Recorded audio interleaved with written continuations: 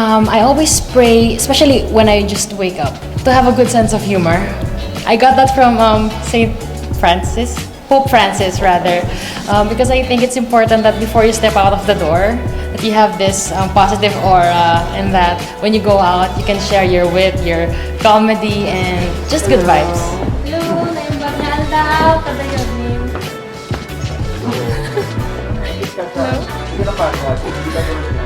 Morning workout.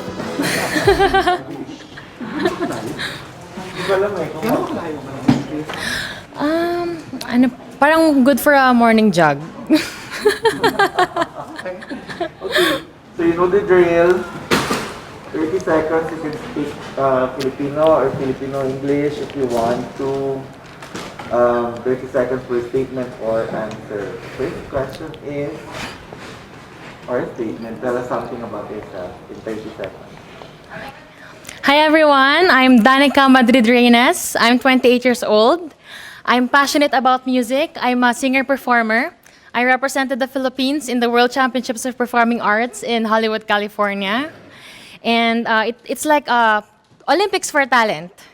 And I'm also passionate about travel. I'm a former overseas Filipino worker as an international flight attendant based in the Kingdom of Saudi Arabia. And that gave me the chance to travel and to support my family financially. And I met people from different walks of life. Para naman hindi kami mag-bore buong araw na magtatanong, kanta ka naman konti. Sa sample ng sayaw.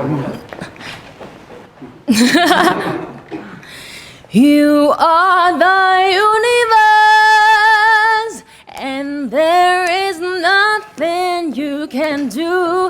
If you conceive it, you can achieve it. That's why I believe in you. Yes, I do.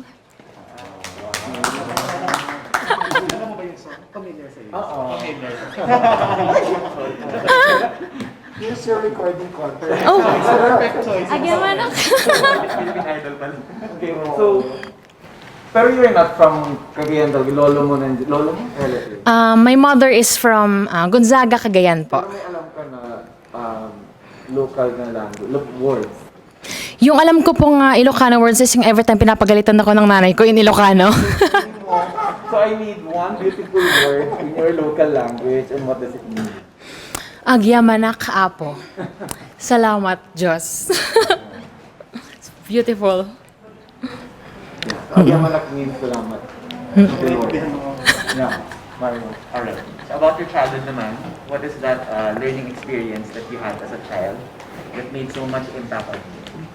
When I was a child, my parents brought me and my brother with them in a remote municipality in Visayas. So they went on a medical mission that went for a few years. I was still a toddler that time, and that's life-changing for me because at a very young age, I was able to experience that humble life. No electricity at night, chickens everywhere. It is a remote municipality, and so growing up, I aspire to be like my parents.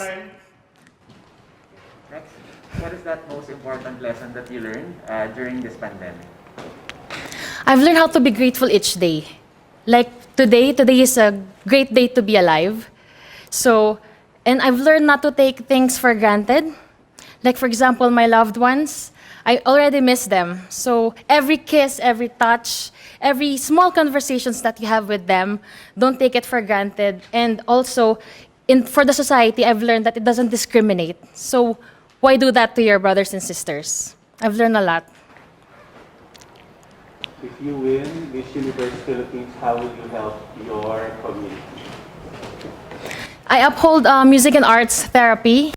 I believe in the power of our skills and talents because I know that we have to give importance to our mental health because it's just as important as physical health.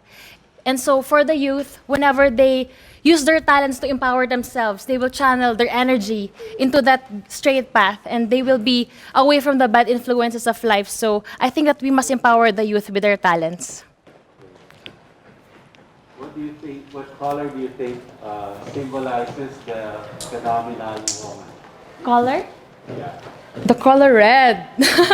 Because I think red is the universal color for love. And if you're a phenomenal woman, you should be filled with love. Love not just for yourself, for God, for family, for everyone, because the universe is so vast. And I think that Miss Universe Philippines must have a spacious space of her heart to give to everyone.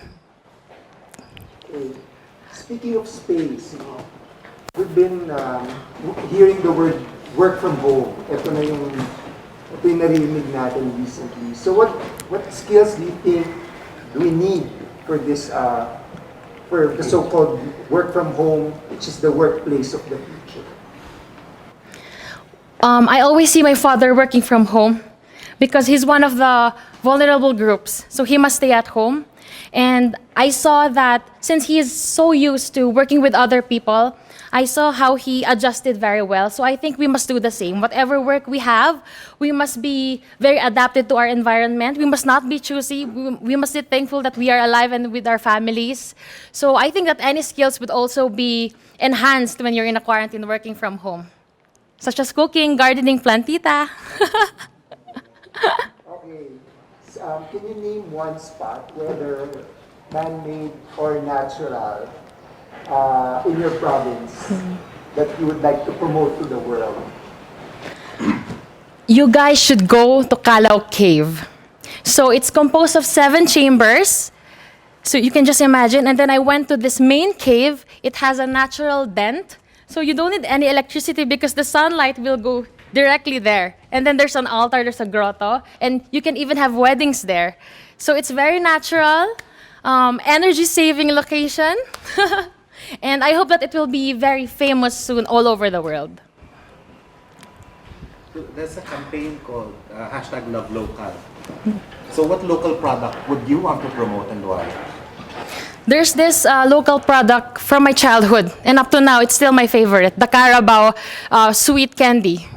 I think it should be distributed to the whole world because it's actually the asset of Cagayan province because we produce not just agricultural products, we also have the livestock products, and one of those, of course, is from the Carabao. So I know you guys have already tried that, but I think the whole world must try that too.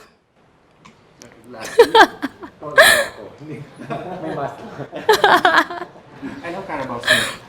Last question is, what one thing do you think should young people focus on? Young people like you. Young people like me? I think since we have pandemic and since most people are now at home and they are really relying on internet and everything, I think we must not cancel especially education.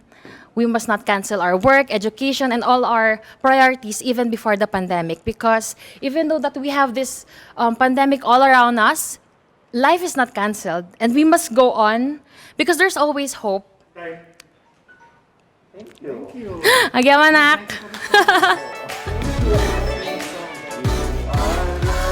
I feel so happy.